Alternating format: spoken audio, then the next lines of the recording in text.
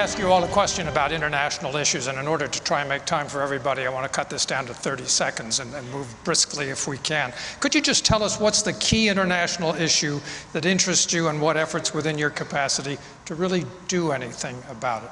And if I can, I'd like to just take it down the line and start with Mr. Withington.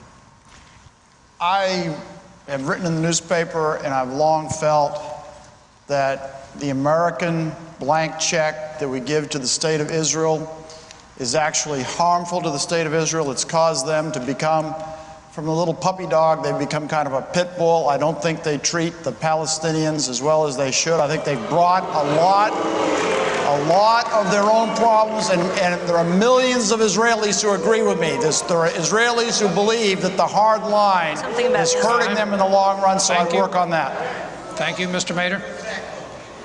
The key international issue that I would work on is liberty and freedom. That seems to be lacking greatly in this nation and in this world.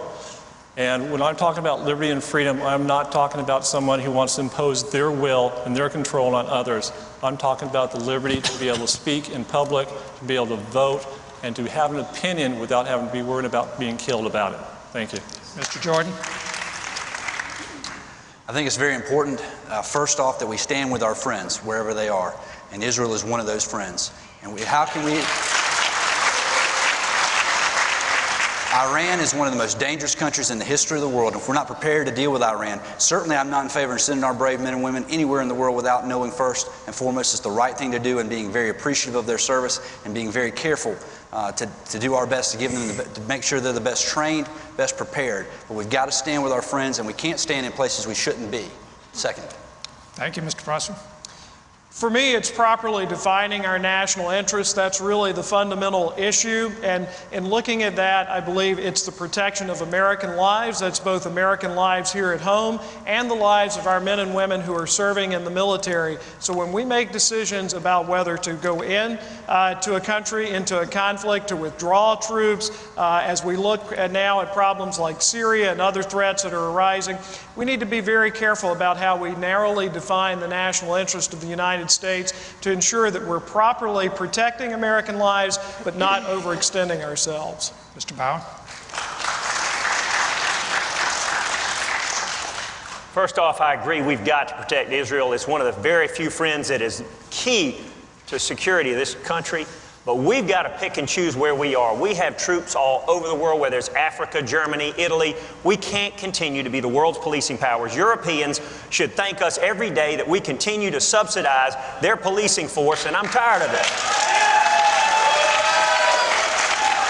Also, we can't continue to let the media be anywhere where we have troops on the ground fighting. We can't continue to give our secrets to our opponents. Mr. Rice. Because of our unimaginable national debt, we have to closely examine our presence around the world. Clearly, Israel and a few others, we need to be there for them. Our friends, we've got to be there for them. It's important we have a presence. But we need to closely examine our foreign aid, closely examine our military presence around the world. Or we can't afford it anymore. We'll be bankrupt. Ms. Jenrette. Since Jefferson administration, we've been in places like Tripoli, we've been in places like Germany, we've been in places like Japan, Pakistan, Afghanistan, where I just served. And no matter where we are, I can guarantee you none of these gentlemen or ladies can tell you what I can tell you but haven't been in uniform.